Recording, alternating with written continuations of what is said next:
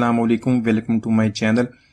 तो दोस्तों आज मैं आपके साथ शेयर करूंगा दाल माश के दही बल्ले। बहुत ही मज़ेदार बनते हैं। दाल माश की खुशबू और इसके साथ बनाएंगे दही बल्ले का मसाला। फ्रेश मसाला तैयार करें खुशबूदार। तो चलिए इसको बनाना शुरू करते हैं। दही बल्ले का फ्रेश मसाला बनाने के लिए 7 से 8 मैंने लौंग इसके अंदर शामिल किए हैं। 10 से 15 गोल काली मिर्च ऐड कर देंगे। हाफ टी स्पून ऐड करेंगे अजवाइन के।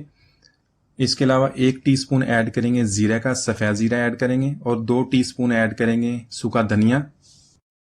तो दोस्तों जब भी आप दही बल्ले बनाएं तो आप इसी तरह फ्रेश मसाला इसका बनाएं। इसकी बहुत ही प्यारी खुशबू आती है। तो बाजार का जो मसाला मिलता है उससे प्यारी इसकी खुशबू आएगी। आप अपनी मर्जी के मुताबिक इसकी क्वांटिटी कम या ज़्यादा कर सकते हैं और इसको बना के आप रख लें। इसको बाद में पूरा महीना इस्तेमाल करें। तो यहाँ पे इसे 4 से 5 मैं सूखी लाल मिर्च ऐड कर दूंगा और इसको ऐड करने के बाद इसको हम लो फ्लेम पे इसको ड्राई रोस्ट कर लेंगे इसकी प्यारी सी खुशबू आने तक।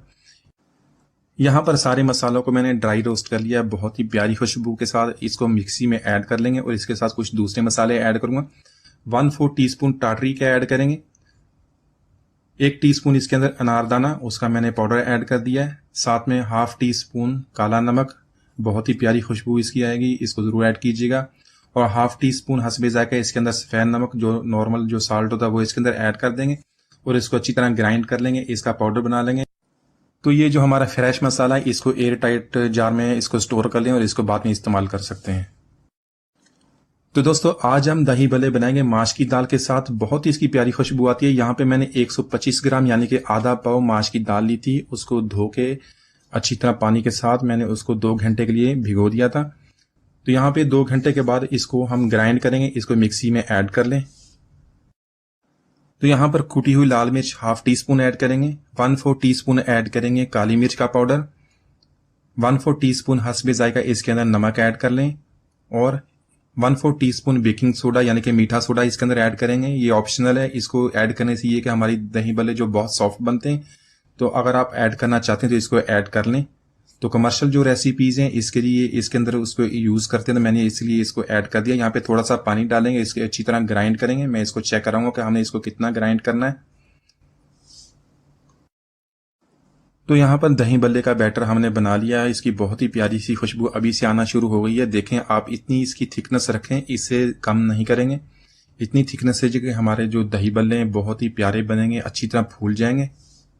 तो दही बल्ले को बनाने के लिए ऑयल ऐड करेंगे, ऑयल को गर्म कर लेंगे। यहाँ पे दही बल्ले को हमने बहुत ही ज़्यादा हाई हीट पे, हाई फ्लेम पे इसको नहीं फ्राई करेंगे, वरना इसके अंदर जो हमने मीठा सोडा डाला उसकी वजह से ये ज़्यादा डार्क हो जाएंगे और बहुत ही जल्दी ये पक जाएंगे, अंदर से ये कच्चे रह जाएंगे। तो इसको बैटर को हम या तो चम्मच की मदद से ऐड कर लें या अपने हाथों की मदद से इसे ऐड कर लें। साइज आप इसका मीडियम या स्मॉल रख लें, उस तरह जो हमारे दही बल्ले बहुत ही अच्छे बनेंगे। तो बैटर ऐड करने के बाद इसको दोनों साइडों से हम इसी तरह गोल्डन होने तक इसको फ्राई कर लेंगे। तो यहाँ पर हमारे दही बल्ले की पकौड़ियाँ बहुत ही प्यारी कलर के साथ में इसको फ्राई कर लिए। इसको निकाल लेते हैं। इसको निकालने के बाद इसको हम 10 मिनट के लिए पानी में डिप कर देंगे। यहाँ पर ये पकौड़ियाँ हमने फ्रेश आज बनाई हैं तो इसलिए इसको नॉर्मल पानी में डिप करेंगे। इसके अलावा आप इन पकौड़ियों को आप फ्रीज भी कर सकते हैं और रोजाना इसको निकाल कर आप इसको इस्तेमाल कर सकते हैं।